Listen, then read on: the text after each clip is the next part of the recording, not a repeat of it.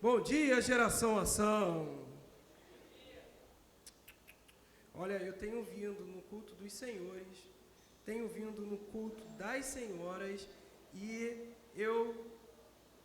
o bom dia deles é muito mais caloroso do que o de vocês, gente. Vocês estão de máscara, mas vocês conseguem falar, bom dia, geração ação. Bom dia. Olha, eu vou falar para vocês que melhorou um pouquinho, mas não está 100% não, hein? Mas vocês vão ficar me devendo para o próximo. Olha, que a paz de Deus esteja com cada um de vocês aqui presente. Eu espero poder ser um instrumento de Deus a fim de edificá-los, a fim de que vocês possam sair daqui mais firmes naquilo que nós professamos como fé. E essa é a minha missão.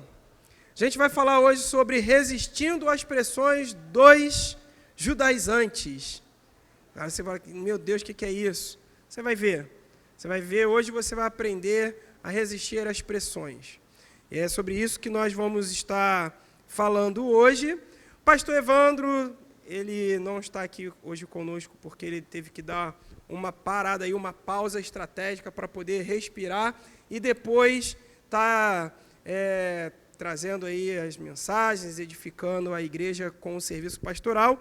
E então fica eu aqui, o auxiliar, estou aqui para isso, gente, para servir. Quando ele vai lá descansar, aí é que eu começo a trabalhar. E essa aqui é a minha missão. Tá beleza, gente? Então, eu gostaria que vocês pudessem estar abrindo a Bíblia de vocês em Gálatas 3, 26 e 28.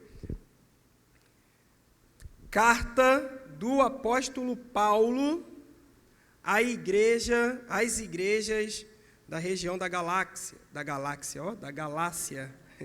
Não é a igreja da Galáxia, não. De vez em quando eu vou falar Galáxia aqui, que eu acabo me enrolando. Mas é da Galácia. Então, Gálatas 3, 26 e 28. Você que está nos visitando hoje pela primeira vez, seja bem-vindo. Fique à vontade no nosso meio. Você que também resolveu retornar, seja bem-vindo. Eu espero que Deus possa falar no seu coração, tocar aí em você, tocar lá no profundo.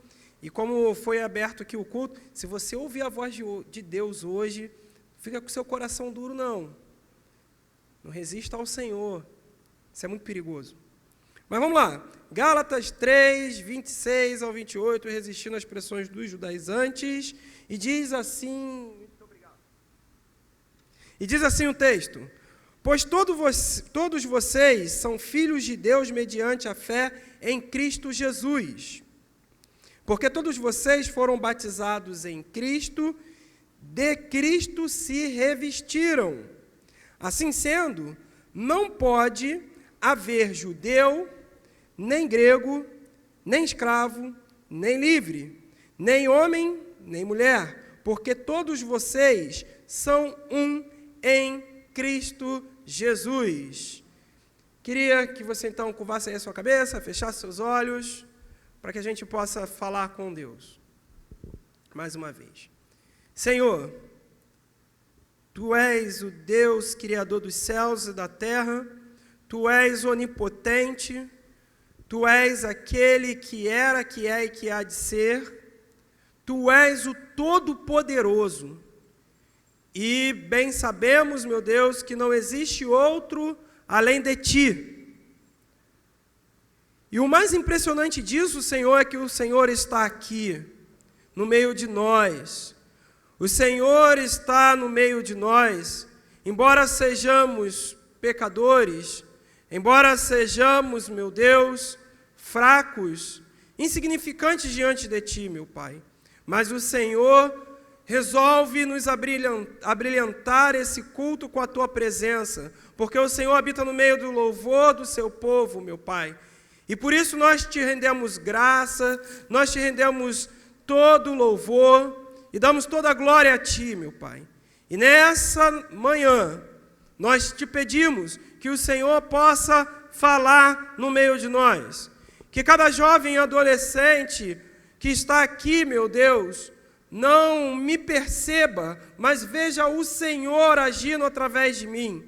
Esse, meu Pai, é o nosso propósito em estarmos reunidos, para que o Teu nome seja glorificado.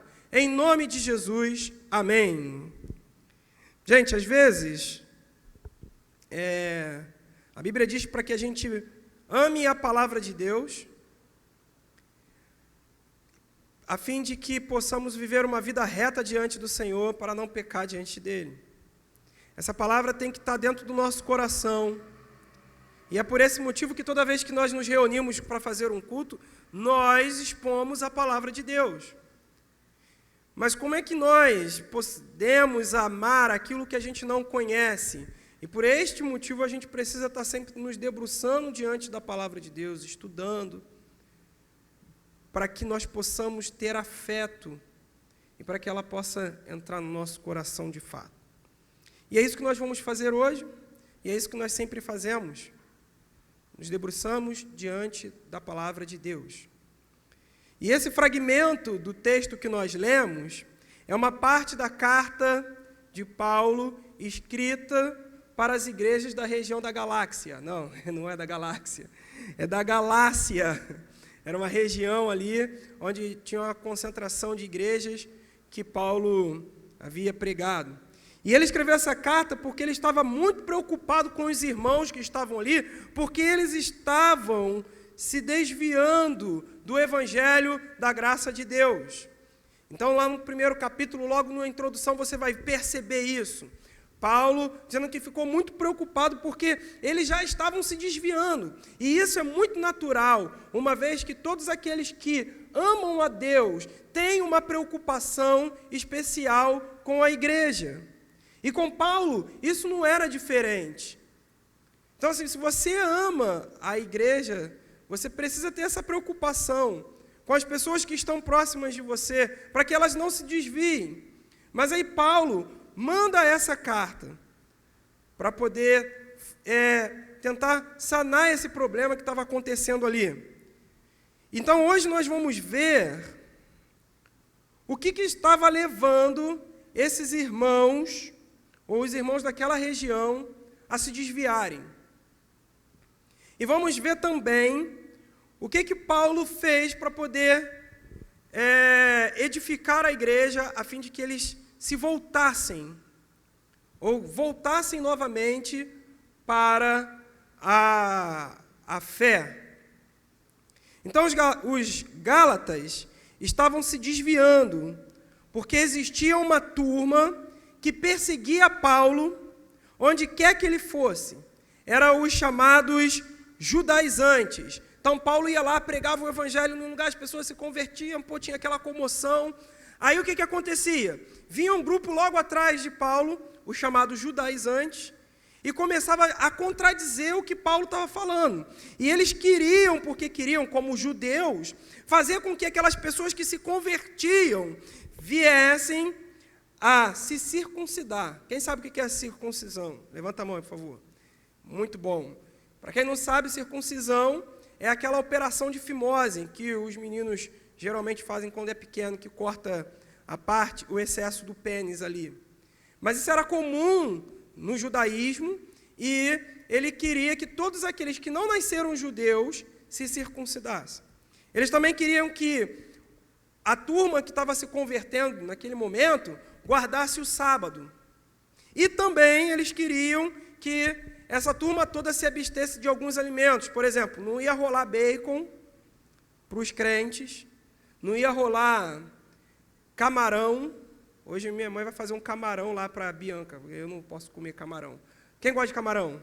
Então, se os judaizantes continuassem fazendo o que estavam fazendo, acabou camarão, galera. Era mais ou menos essa parada aí. Então, eles faziam uma grande pressão para que os irmãos não judeus passassem a observar a lei judaica e cumprir todo o ritual, principalmente o ritual da circuncisão. E além disso, os judaizantes ainda eles começavam a espalhar boatos falando mal do apóstolo Paulo. Os caras eram craques em fake news. Entendeu? Eles começaram lá a postar várias fake news falando mal do apóstolo Paulo. Então, nessa carta, no capítulo 1, no capítulo 2, Paulo se defende, falando como que ele fez para poder se tornar apóstolo. E no capítulo 3, ele expõe novamente para aquela turma lá daquela região o que é o evangelho. É claro, então Paulo usou uma carta para poder fazer isso. Naquela época, a carta era um recurso tecnológico que eles tinham de maior eficiência. Claro que hoje seria o WhatsApp, o Telegram. Então, eu fico imaginando mais ou menos o Paulo nessa situação, vendo os irmãos lá se perdendo, e ele falou, cara, tem que mandar um áudio lá para o grupo daqueles camaradas ali, senão vai dar ruim. Então, Paulo manda, se fosse hoje, iria mandar o áudio. Olha só, vocês estão dando mole aí, cara, presta atenção no que eu estou falando aqui. Então, era mais ou menos essa ideia que estava rolando ali. Então, a carta é Paulo mandando aí uma mensagem para o pessoal daquela região para que eles pudessem entender de fato o que era o verdadeiro evangelho e não ligar para a pressão que o pessoal judaizante, que era aquele grupo de judeu que perseguia Paulo, estava falando e nem fazer o que eles estavam fazendo. Então, os tais judaizantes, eles exerciam essa pressão, essa perseguição, e os irmãos, meus amigos irmãos, eles cediam facilmente à pressão que os judaizantes estavam fazendo. E por isso que Paulo ficou um pouco chateado. E não era só irmão novo, não. Não era só aquele... Tipo, até Pedro deu mole nessa situação. Se você pegar a carta de Gálatas, vamos lá em Gálatas 2, do 11 a 14, olha o que Paulo vai dizer que aconteceu ali naquela situação. Olha, ele diz assim, ó, quando, porém, Cefas é Pedro, tá bom? Veio a Antioquia, resisti-lhe face a face, porque havia se tornado repreensível. De fato, antes de chegarem alguns da parte de Tiago, ele comia com os gentios. Quando, porém, chegaram, começou a se afastar-se, e por fim separou-se, temendo os da circuncisão. Os da circuncisão aqui são os judaizantes, tá bom? E também os demais judeus se fizeram hipócritas juntamente com ele, a ponto de o próprio Barnabé ter se deixado levar pela hipocrisia deles. Quando, porém, vi que não procediam corretamente segundo a verdade do Evangelho, eu disse a Cefas, na presença de todos, se você, que é judeu, vive como gentio e não como judeu, por que quer obrigar os gentios a viver como judeu? O que está acontecendo aqui? Paulo está dizendo que repreendeu Pedro na cara dele. É isso que o texto está dizendo, que está com uma linguagem poética, está com uma linguagem mais formal, mas Paulo está falando assim, ó, eu repreendi Pedro na cara dele, porque ele deu mole de ficar cedendo à pressão dos judaizantes. É isso que ele falou. Pedro, vivia ali, ó, de boa, comendo com os não-judeus, porque para o judeu não era permitido sentar à mesa com quem não era judeu. Então Pedro estava ali de boa, comendo com os gentios, que eram os não-judeus, lá, trocando ideia. Aí, quando começaram a vir, assim, os judaizantes, os judeus, peraí, vou me afastar aqui, ó. Negócio, eu não estou andando com eles, não. Entendeu qual é da parada? Então, Paulo chega para ele e fala assim, ó, que parada é essa aí, mano? O que tu tá fazendo, cara? Você tá com 2 papos. Mó vacilão tu, hein? Tá dando mole, cara. Porque você fala que não deve andar aí com os judeus, mas que tá tudo tranquilo, tá tudo de boa, mas no momento que é para você se manter firme aí, você dá mole. Então, Paulo relata isso na carta de Gálatas, dizendo que Pedro deu molinho, porque cedeu à pressão dos judaizantes. Meus irmãos, minhas irmãs, geração ação. Vocês conseguem perceber o quanto a pressão de um grupo influencia a gente viver de uma forma hipócrita. Essa que é a verdade. A pressão de um grupo, como os dos judaizantes, estava influenciando os gálatas, nos influencia a viver de forma hipócrita. E era isso que Pedro estava fazendo. Vivendo de forma hipócrita. Não é somente Pedro, mas também alguns da igreja lá da Galáxia, ó, da Galácia. Era isso que estava acontecendo. Barnabé, cara sábio. Hoje, é claro, hoje não existe mais os judaizantes para atrapalhar a mensagem do Evangelho. Não tem mais judaizante. Não tem mais esse grupo para poder fazer a gente fazer circuncisão. Ao invés de descer ali as águas, os homens tinham que fazer circuncisão, imagina. Não tem mais aquele grupo falando que você pode comer ou que você pode deixar de comer. Não existe mais esse grupo para fazer pressão. Mas nós precisamos ficar de olhos bem abertos para nós não nos desviarmos por conta das pressões do grupo. E olha, eu vou falar para vocês, gente, não existe nada mais triste para um pastor, ou para um grupo, ou para um líder, ver aquelas pessoas que estavam crescendo na palavra de Deus se desviarem. A liderança de vocês está ali. Eu tenho certeza que eles não gostariam de ver nenhum de vocês se desviando do caminho do Senhor. O problema é que nós que não queremos ficar desajustados. Você sabe qual é a da parada? O diferentão. Está lá o grupo todinho, tu é o diferentão. Ninguém quer isso. Estamos sempre querendo nos adequar. Essa é a verdade. E, gente, é normal. É super normal. Mas há momentos que, por conta dessa adequação, para que a gente não seja o diferentão, a gente acaba cedendo à pressão do grupo. Porque a verdade é que nós queremos ficar na moda. Temos a tendência a fazer uma boa propaganda de nós mesmos. Isso para que as pessoas nos amem. Nós temos carência de afeto. Para que as pessoas nos aceitem. Então não é à toa que a gente tira aquelas fotos, né? Tira 1000 fotos, posta uma. Aqui ficou de melhor teu ângulo. Mas para quê? Para que você possa postar lá e as pessoas darem várias curtidas e likes. Porque as redes sociais mostram o que está dentro do nosso coração, cara. E a gente faz de tudo para que as pessoas nos aceitem. Para que a gente possa se sentir bem. E cada curtida e cada like que você recebe dá uma massageada no seu ego. Você pensa, você se engana. E você pensa, pô, cara, eu sou amado. Aquele coraçãozinho que você recebe no Facebook não significa que tu é amado, não. Mas a gente tem essa falsa impressão. É essa que é real. Mas é por quê? Porque nós, de algum jeito, nós queremos nos sentir incluídos. Aí bota a foto lá. É real, não é, cara? Tira 1000 fotos. Esse aqui é o meu melhor ângulo. Mas apesar da nossa necessidade de aceitação, nós não podemos aceitar a pressão dos diferentes grupos que buscam se impor ou impor certas regras para sermos aceitos por eles.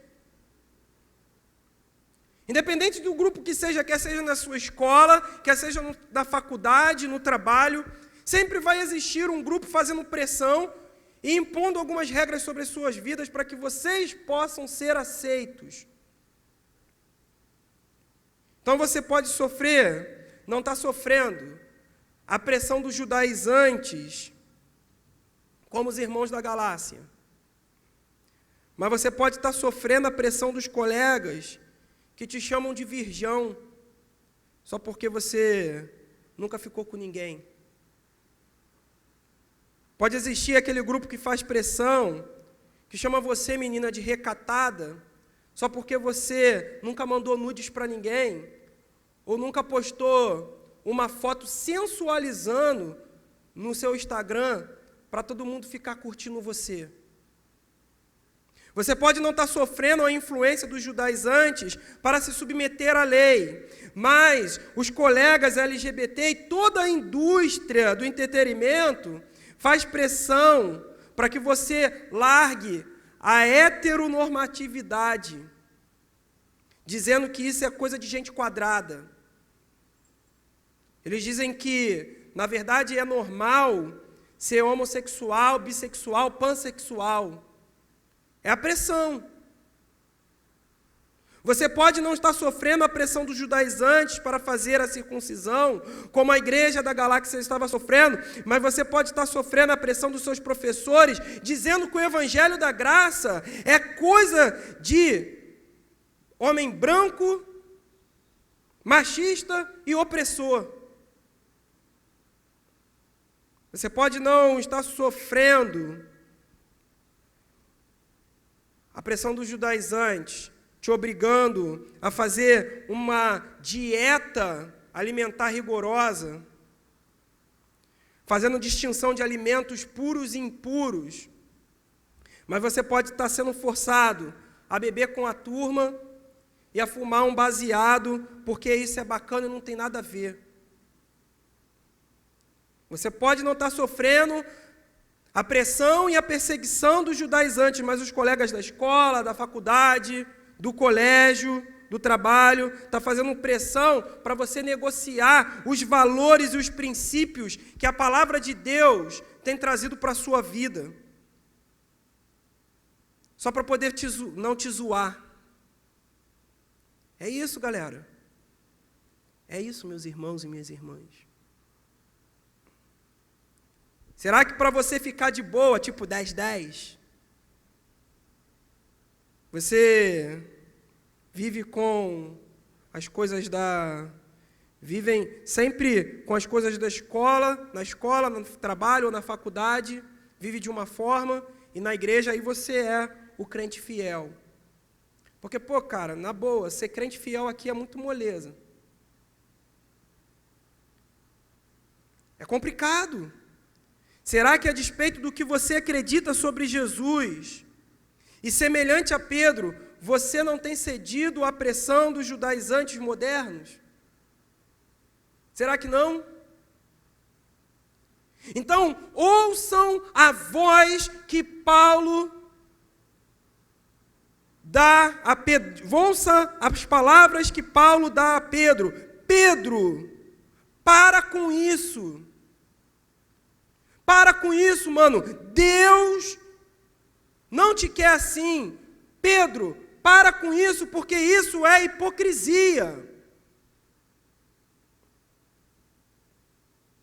Você não tem como ficar 10-10 o tempo todo. Você não tem como ficar de boa o tempo todo, tendo aí a aceitação de geral.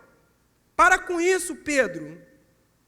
Tome uma postura diante dos judaizantes. Para de tentar fazer os irmãos da Galácia a se voltarem para o evangelho, um evangelho que não é o da graça. Para de ceder à pressão dos judaizantes. É isso mais ou menos que está acontecendo, gente. Então, a gente precisa entender que a questão dos judaizantes foi lá na época de Paulo. Mas hoje a gente também sofre pressão. E às vezes a gente cede para ficar na boa, para ficar muito legal. E às vezes a gente vai além. Começa a caminhar igual o Pedrão. A gente precisa refletir sobre isso, gente. A gente precisa olhar para a palavra de Deus e entender isso. Eu quero crer que aqui existe uma igreja que, cheia do Espírito Santo de Deus, suporta com coragem e com força a pressão dos judaizantes. Amém? Uau! Amém, gente? E se você não suporta, que hoje você passe a suportar e entender quem você é. E é isso que Paulo vai fazer. Tanto para tentar fazer com que os irmãos lá da Galácia se voltem para o Evangelho da Graça novamente e não mais cedam às pressões dos judaizantes, Paulo chama a atenção deles para algumas questões. A primeira questão, quem eles são em Cristo Jesus. Paulo vai mostrar isso para eles, quem eles são em Cristo Jesus. E isso aponta para a nossa identidade. Quem você é, adolescente, jovem ou adulto que está nos visitando hoje? Diante de Deus. Quem você é? Segundo, ele lembra o que significou o batismo deles. E isso aponta para um compromisso. Quantos aqui são batizados? Então nós temos um compromisso.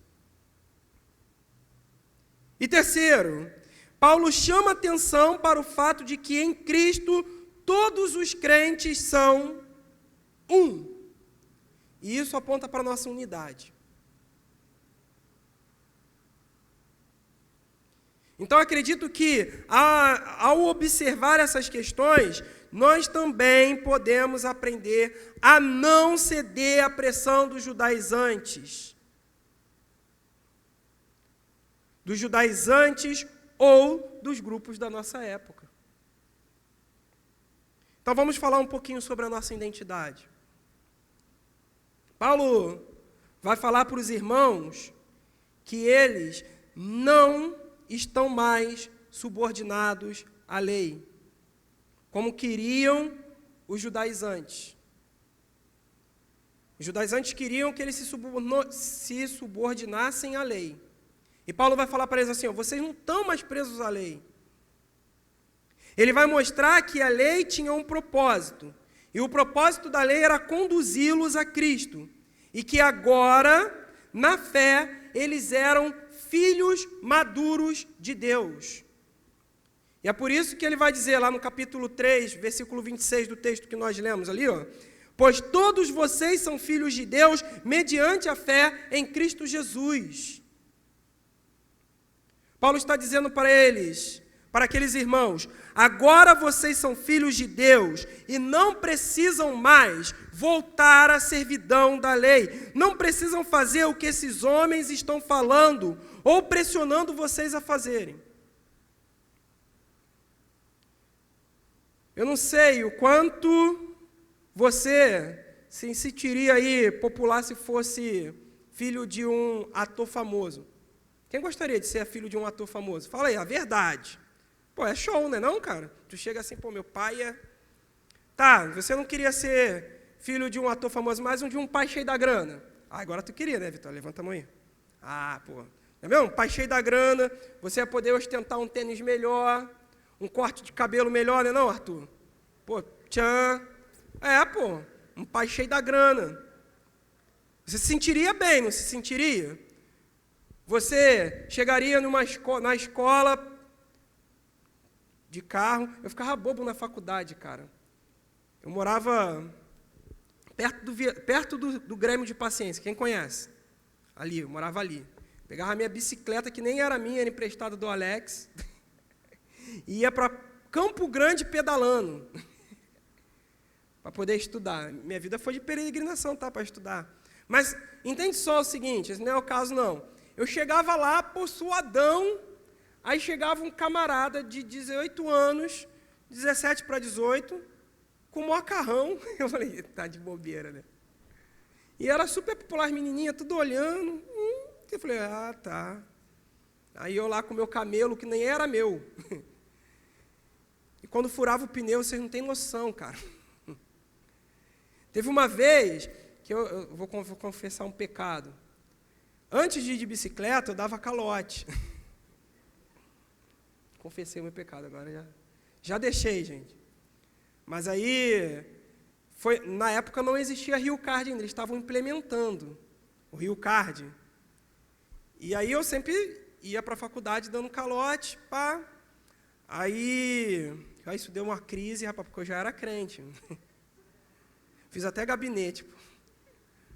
Mas aí teve uma vez que o prefeito cismou de falar, agora só vai andar de ônibus quem tem Rio Card. Vocês sabem o que aconteceu? Sabe não? Eu vim andando de Campo Grande para casa. Cheguei em casa assim, terrivelmente, com a perna doendo. Horrível. Mas o que eu estou querendo dizer é o seguinte, é que enquanto eu estava ali de bicicletinha, tinha um camarada de carro. Então, assim, você ter um pai com dinheiro te dá status. E quem tem pai famoso, com dinheiro, geralmente curte muito ser filho dessa pessoa. Ou se não curte, porque está com alguma questão com o pai.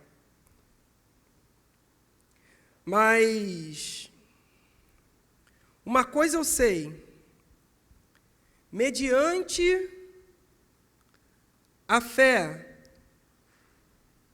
no Filho de Deus, Cristo Jesus, nós somos filhos da pessoa mais famosa do universo. Você crê? Eu e você, que estamos em Cristo, nós somos filhos de alguém que tem um nome sobre todos os nomes. Cristo Jesus. Ele nos chamou para perto de Deus e hoje nós podemos ser chamados filhos de Deus.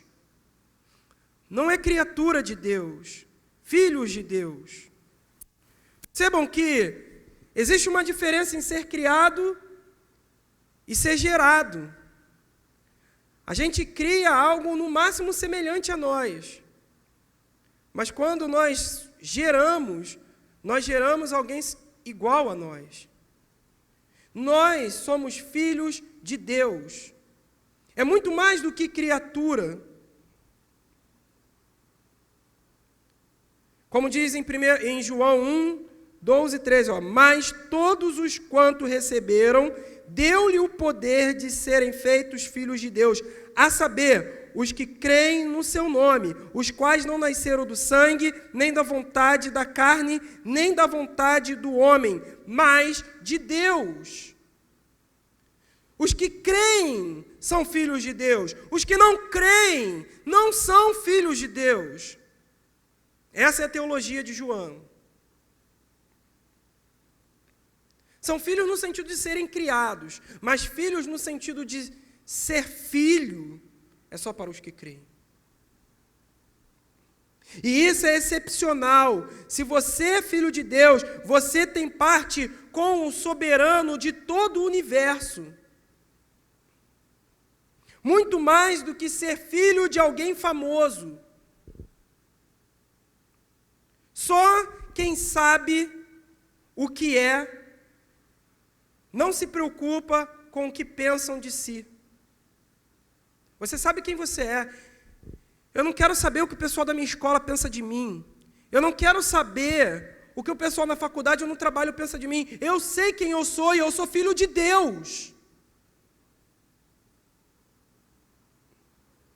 Então nós não precisamos nos importar com o que os nossos colegas vão achar. Não precisamos nos importar com o que as pessoas vão pensar. Não! Não precisamos. Nós não precisamos estar preocupados com o que os outros vão pensar de nós. Nós temos que estar preocupados com o que o Senhor soberano, Deus de todo o universo, pensa sobre nós. Aí tem que bater uma preocupação. Só que o problema é que às vezes a gente fica tão preocupado com o que o pessoal do grupo vai achar, que a gente esquece do que o que Deus está achando. E isso é muito sério. Como filhos de Deus, o que mais importa é sermos como Ele é. Precisamos buscar, sermos justos como justo é o nosso Pai. Precisamos buscar sermos misericordiosos, como misericordioso é o nosso Deus e Pai. Como filhos de Deus, precisamos ter ciência de que esse mundo não vai te aprovar. Porque esse mundo odeia o nosso Pai. Odeia. Então, muito provável que se você for um cristão fiel, você não vai receber as curtidas e os likes do mundo. Colocando uma foto indecente, vai. E aí os outros vão falar que você é muito bonita.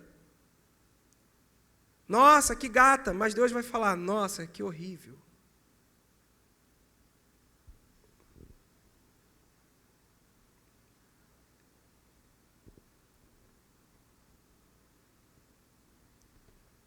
A gente pode ganhar todos os likes e curtidas do mundo, mas perder a nossa alma. Vale a pena? Você e eu não precisamos ser populares e queridinhos, precisamos ser santos.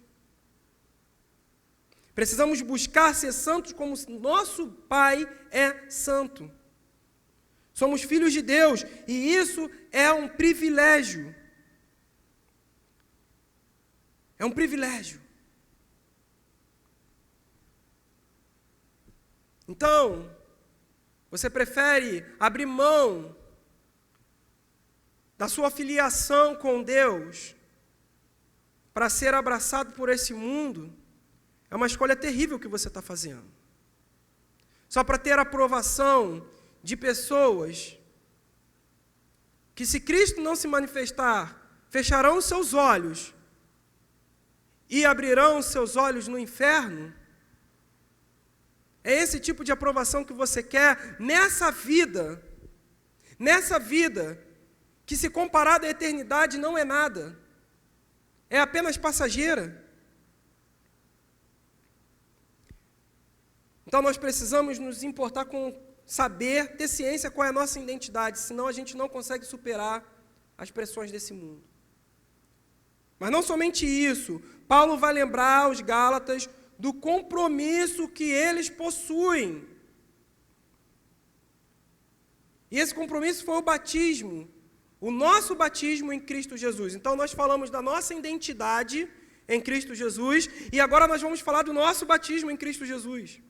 Paulo vai lembrar aos irmãos que eles não estavam mais subordinados à lei e aos ritos judaicos, e que, portanto, não precisavam se submeter à circuncisão, porque eles foram batizados em Cristo. Gálatas 3:27 diz assim, porque todos vocês foram batizados em Cristo. O batismo significa o sepultamento da nossa carne e o esforço para conseguir a nossa própria justiça. A morte do nosso eu e a ressurreição para uma nova vida em Cristo Jesus significa o fim da velha maneira de viver e o começo da nova.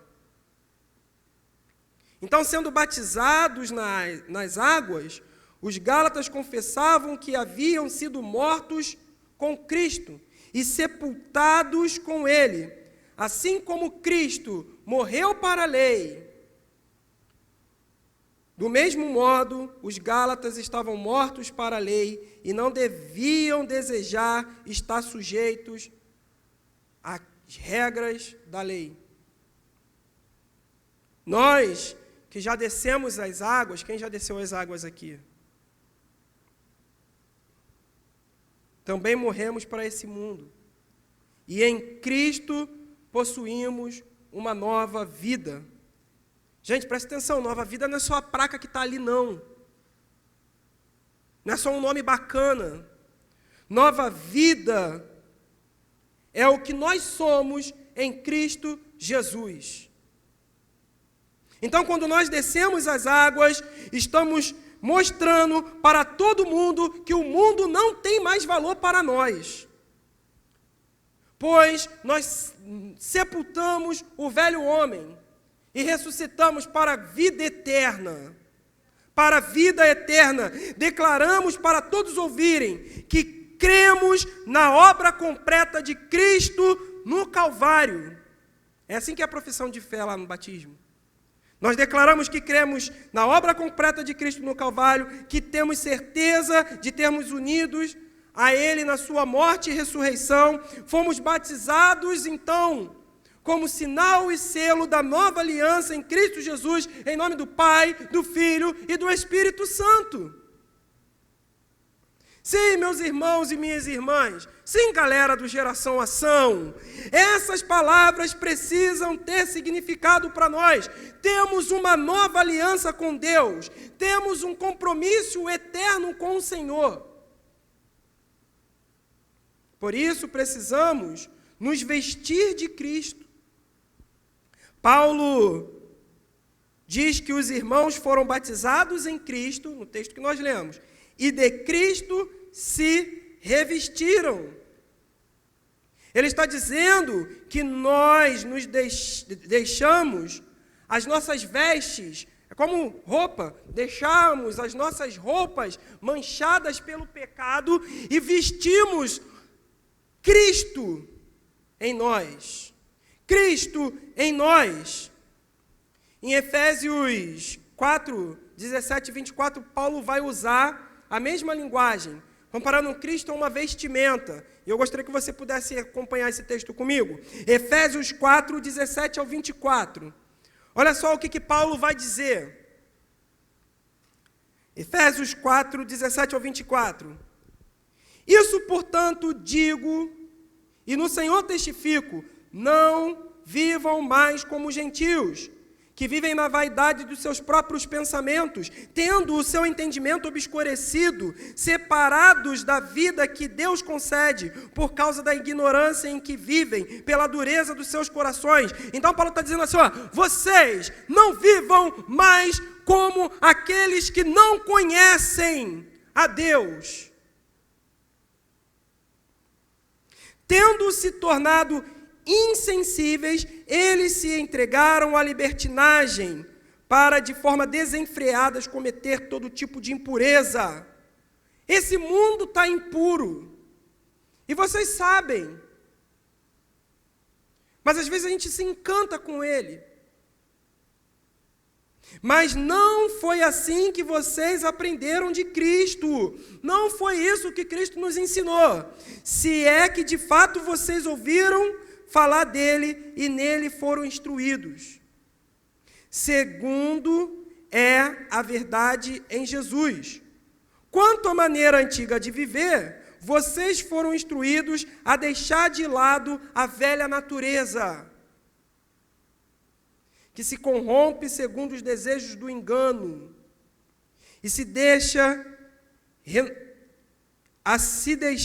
renovar no espírito do entendimento de vocês, e a se revestir, olha aí, questão de vestir novamente, revestir da nova natureza criada segundo Deus, em justiça, retidão, procedimento e verdade. Se vestir de Cristo, deixar a antiga forma de viver. Vocês que foram sepultados ao descer as águas e voltaram em uma nova vida, deixem a maneira antiga de viver. Essa deve ser a nossa vestimenta, uma vestimenta segundo a vontade de Deus. Mas às vezes a gente quer vestir a roupa da imoralidade sexual, a gente quer vestir a roupa da hipocrisia, a gente quer vestir a roupa da carnalidade, sabe? Para poder ficar mais parecido com os judaizantes modernos, para ficar mais parecido com a pressão dos grupos que fazem pressão sobre nós, cheios de imoralidade, hipocrisia, cheio de carnalidade. A gente acaba tirando as nossas vestes em Cristo para vestir uma veste suja, podre, rasgada, que é a veste que esse mundo usa.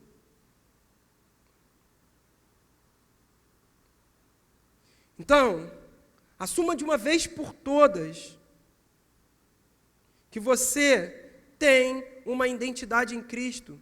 Você é filho de Deus, que vocês foram batizados e morreram para esse mundo a fim de viver para o Senhor conforme a sua vontade. Esse é o nosso compromisso, firmado perante a igreja e perante a sociedade, porque nós dizemos que morremos para esse mundo. Eu morri para o mundo, de forma que para o mundo não pode me atrair, porque o mundo não pode atrair um defunto, ele não pode estimular um defunto, o mundo não pode propor entretenimento insignificante e impuro para um defunto, e para o mundo, eu e você, nós somos defuntos, mas ressuscitamos para Cristo, para a glória de Deus Pai, para a glória de Deus Pai, de Deus Pai. Sim, jovens e adolescentes, nós morremos para esse mundo.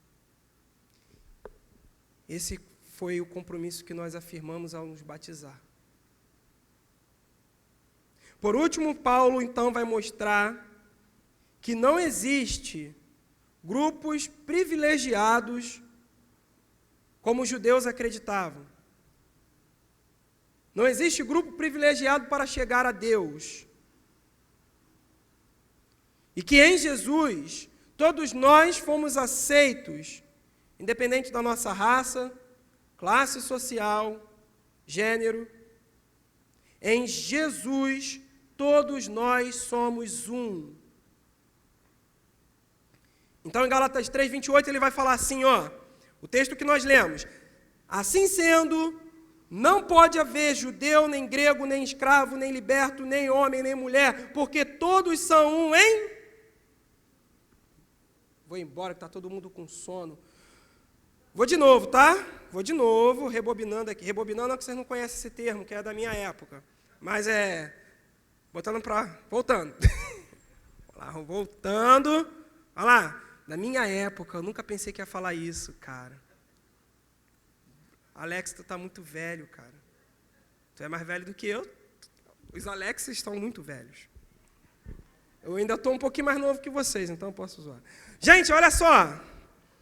Gálatas 3:28. Assim sendo, não pode haver... É porque o cerol está passando muito fininho, gente? O couro está comendo muito, é por isso que aí vocês estão assim... Vamos lá, vamos respirar. Assim sendo, não pode haver judeu nem grego, nem escravo nem liberto, nem homem nem mulher, porque todos vocês são um em... Somos um em Cristo Jesus. Todos somos um em Cristo Jesus. Para o judeu, somente poderia ser salvo aqueles que eram descendentes de Abraão. Mas não somente isso. Semelhante aos gregos, eles desvalorizavam as mulheres, não estavam nem aí para os escravos. E essa visão de segregação era a mentalidade da época. Essa que era a visão. Nesse sentido, meus irmãos, o Evangelho foi uma força de inclusão que abalou o mundo antigo. O mundo antigo nunca tinha experimentado uma mensagem tão inclusiva quanto o Evangelho. Nunca. Os cristãos entendiam que o muro que se fazia, qualquer tipo de segregação, teria que ser derrubado. Isso porque Deus juntou um povo exclusivo para si. Um povo de todas as nações, línguas, raças. Entretanto, a mentalidade de segregação e de exclusão, a mentalidade do eles e nós, ainda existe no mundo caído.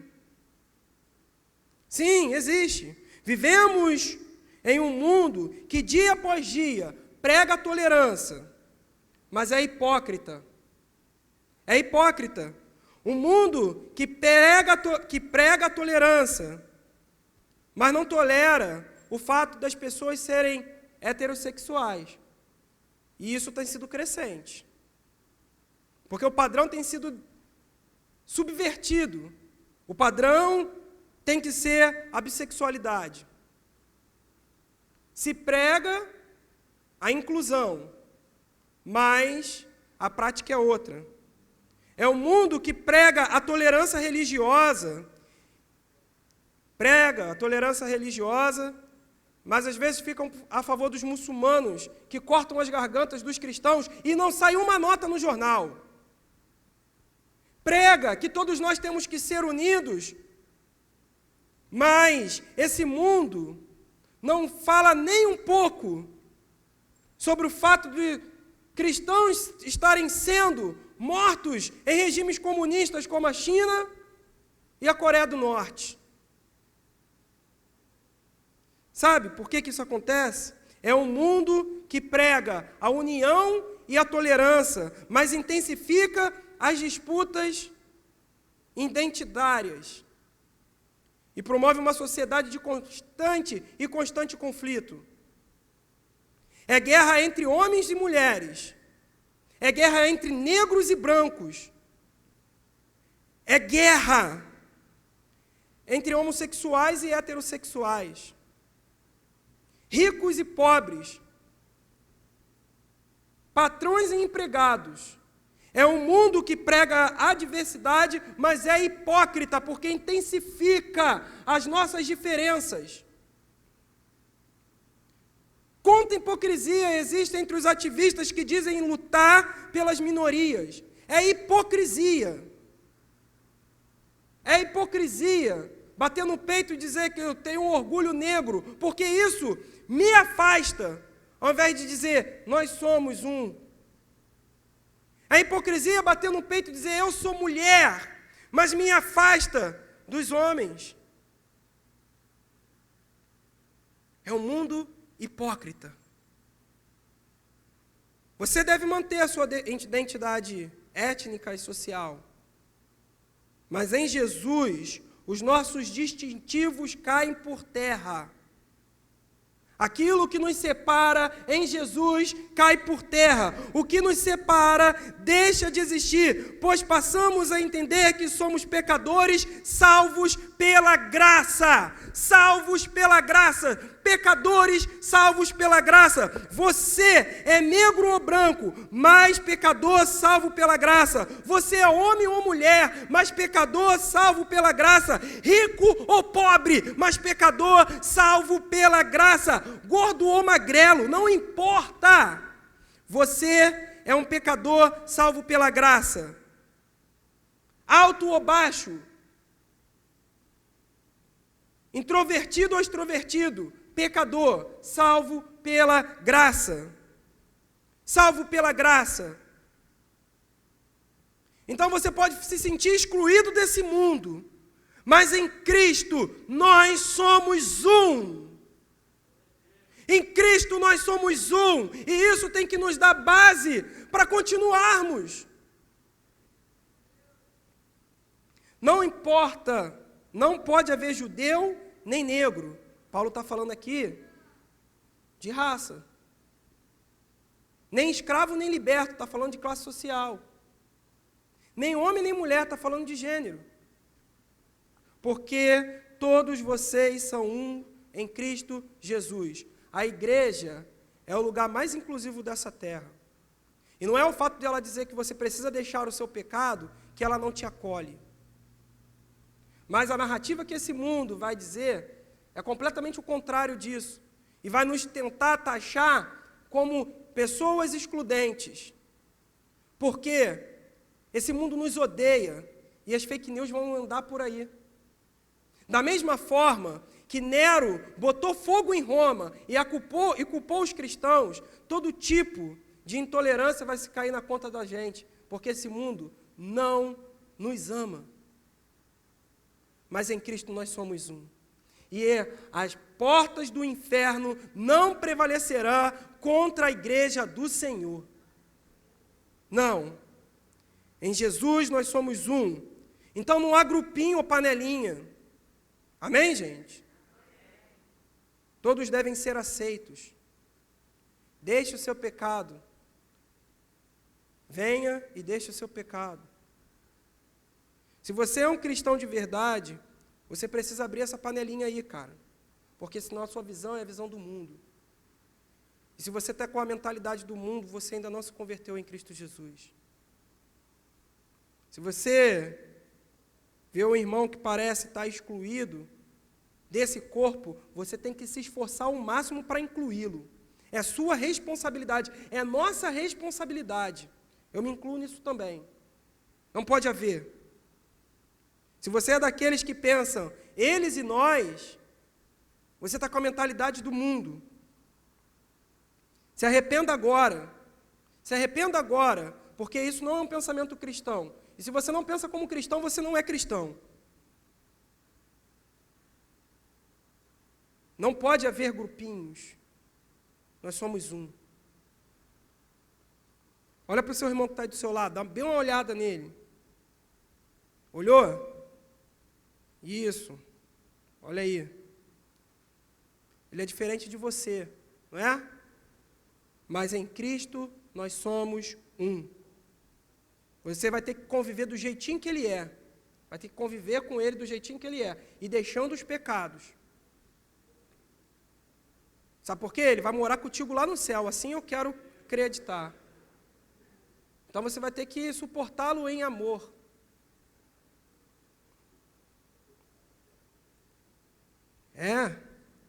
Não é à toa que você deve chamá-lo de irmão.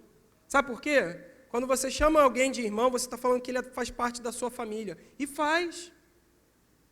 Ele é teu irmão porque nós somos um em Cristo Jesus. Ele é teu irmão porque nós somos filhos de Deus. E se ele é teu irmão, você tem que cuidar dele. Você tem que proteger ele. Não é fingir que está de boa aqui e na escola não falar com o cara, não. Isso rola, gente. Sabe? Você tem que se unir a ele, porque se ele está fazendo a vontade de Deus, ele está sofrendo as mesmas pressões e perseguições que você. E irmãos cuidam um dos outros. Irmão estende a mão. Irmão está junto. Não é ignorá-lo lá fora e depois sair junto para poder visitar os irmãos idosos.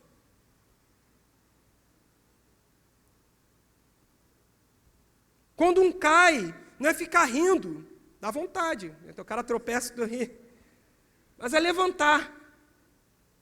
Mas se ele cair espiritualmente, é repreendê-lo como Paulo fez com Pedro, na cara dele, e falar, você está errado.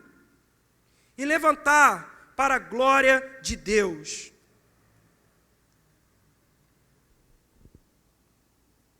Então, para concluir, ser cristão é um desafio. Pois sempre vai haver a pressão aí dos judaizantes modernos. Para suportar essa pressão, nós precisamos ter a plena consciência de quem nós somos em Cristo Jesus. Quem nós somos em Cristo Jesus. Somos filhos de Deus. E para aguentar a pressão, precisamos constantemente manter em nossa mente o compromisso que firmamos ao descer as águas. Precisamos entender que nós somos um em Cristo Jesus. Curve sua cabeça e feche seus olhos.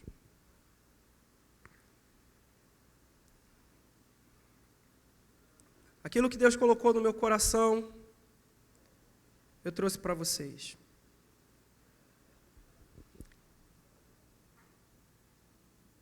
Senhor amado, nós sabemos que é difícil, meu Deus. Sabemos que existe muita pressão, meu Pai, mas nós queremos viver segundo a Tua vontade, meu Deus. Queremos viver, ó Pai amado, para fazer a Tua vontade e queremos, meu Deus, de maneira nenhuma abrir mão de quem nós somos, porque é um privilégio, Senhor, é um privilégio podermos ser chamados filhos do Senhor. Então, papai, nos ajuda a sermos iguais a Ti, nos ajuda, meu Deus, a sermos iguais ao Senhor, para o louvor da Tua glória, meu Pai. Senhor, para além, meu Deus, do grupo social, étnico que eu faço parte, eu quero ser conhecido, meu Deus, não como negro, não como homem, como mulher, como rico, como pobre, eu quero ser conhecido como filho de Deus. Eu quero ser conhecido como cristão, eu quero ser conhecido como aquele que faz a Tua vontade, Senhor. E eu quero crer, meu Pai, que essa também é a vontade dos meus irmãos aqui presentes. Por isso eu lhe peço, meu Deus, fortifica-os. Faça com que eles possam viver, ó Deus, firme nos propósitos, meu Pai, de glorificar e exaltar o Teu santo nome. Em nome de Jesus. Amém. Vamos ceiar, gente? Vamos nos assentar à mesa. Se você não pegou a sua ceia, você pode ir lá buscar, lá no fundo. Dá para não fazer aglomeração, aglomeração. Tem uma para mim aí? Eu esqueci.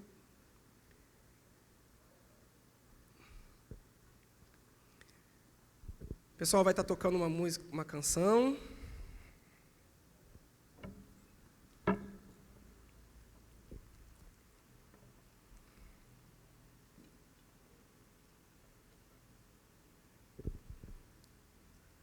Estenda suas mãos para cá.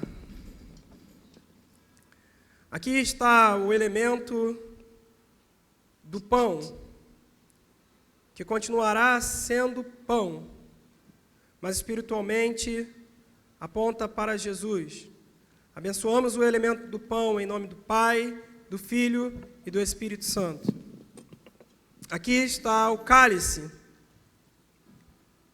que continuará sendo vinho, o fruto da vide, mas que espiritualmente aponta para o sangue de Jesus vertido na cruz do Calvário. Abençoamos o elemento do vinho, em nome do Pai, do Filho e do Espírito Santo. Se tem criança aqui, as crianças não devem lançar mão do pão, e nem aqueles que são batizados, não são batizados. Vamos cantar um louvor antes? Eu sei que foi pago um alto preço. Vamos nos colocar de pé. Para que contigo eu fosse o meu irmão. Quando Jesus derramou sua vida, Ele pensava em ti, Ele pensava em mim, pensava em nós. Cante essa canção. Eu sei que foi para Ele vertiu o seu sangue na cruz do Calvário pela sua vida, pelas nossas vidas, para que contigo eu fosse o meu irmão. Quando Jesus derramou sua vida, Ele pensava em ti, Ele pensava em ti, Ele pensava em mim, Ele pensava em mim, pensava em nós.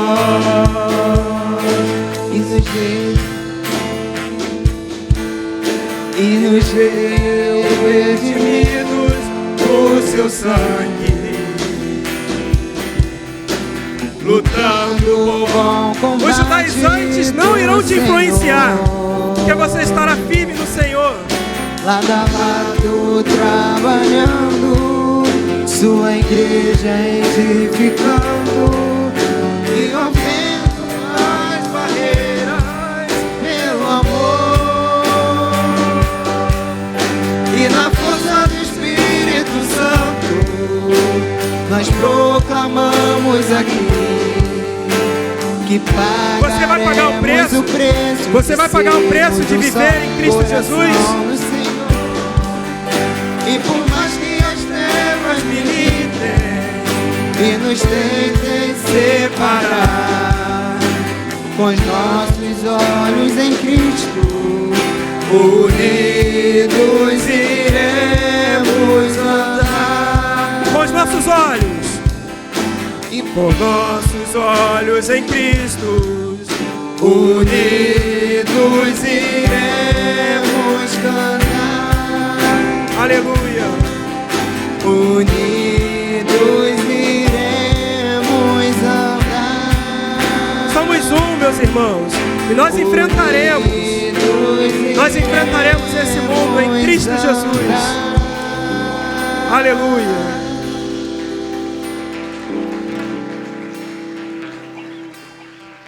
O que também recebi, eu também vos entreguei, que Cristo esteve entre nós, morreu, foi sepultado, e ao terceiro dia ressuscitou, conforme as Escrituras.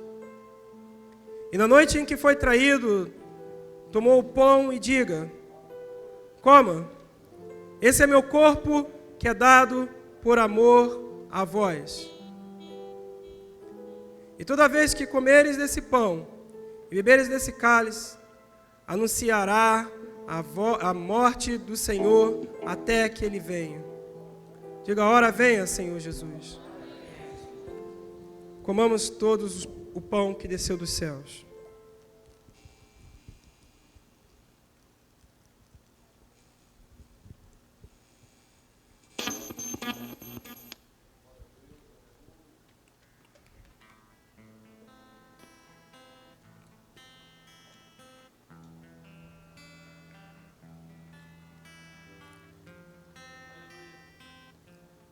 Ele foi moído pelas nossas pisaduras. O castigo que nos traz a paz estava sobre ele. E por ele nós fomos curados. De semelhante modo, depois de haver ceado, pegou o cálice e disse: esse é o meu sangue que é derramado por vós. Selo da nova aliança em Cristo Jesus. Ele também nos disse que não beberia mais desse cálice até que Ele venha. Ora, venha, Senhor Jesus. Então bebemos todos o cálice da nossa redenção.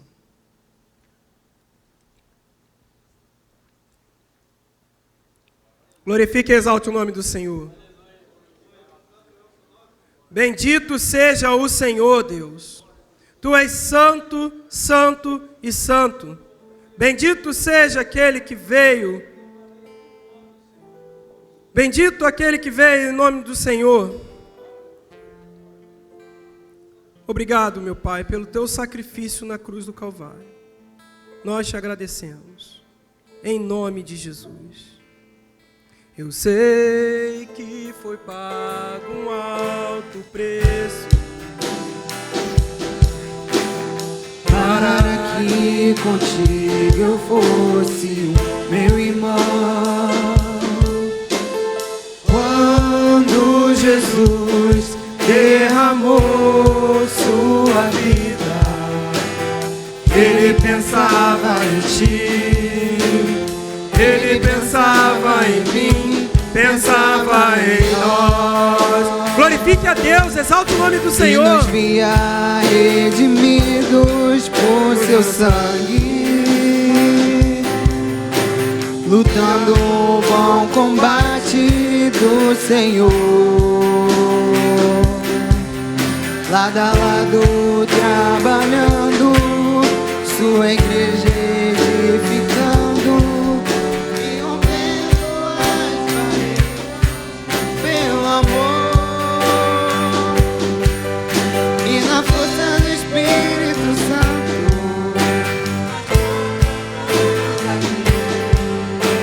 E pagaremos o preço de coração do Senhor. E por mais que as trevas militem e nos tentem separar, com os nossos olhos em Cristo, o